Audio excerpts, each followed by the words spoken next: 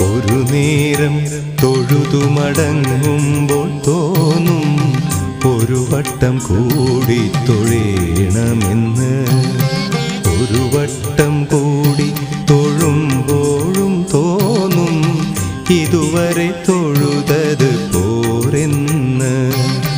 അകതാരിൽ നിറയുമീ അനുപമ നിർവൃതി ഗുരുവായൂരമ്പലത്തിങ്കൽ മാത്രം.